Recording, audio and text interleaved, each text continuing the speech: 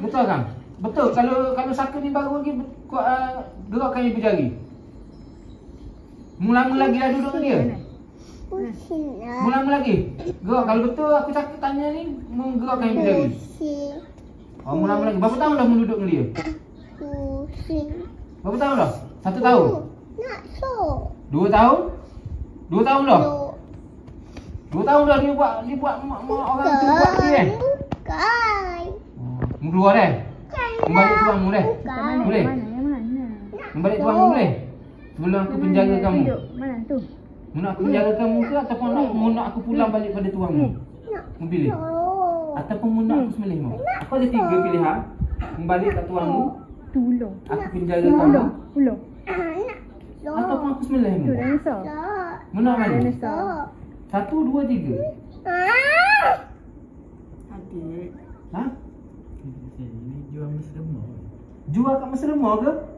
Hak buat dia ni jual kat Mesir Remah ke? Bukan. Kalau bukan, getahkan ibu jari tu. Bukan.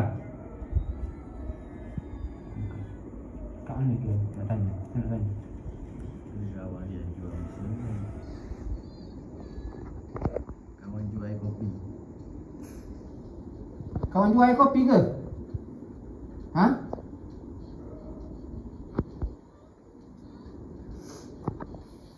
Baca mau keluar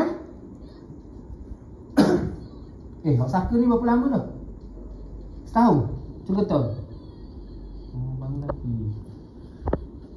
Mau keluar dah. Aku mau banyak kerja lagi. Faham tak? Faham? Kalau mu faham, betulkan jarimu. Okey, faham. Bismillahirrahmanirrahim. Alhamdulillah Rabbil Alamin. Ar-Rahmanir-Rahim. Maliki Yawmiddin. Iyyaka na'budu wa iyyaka nasta'in. Ihdinas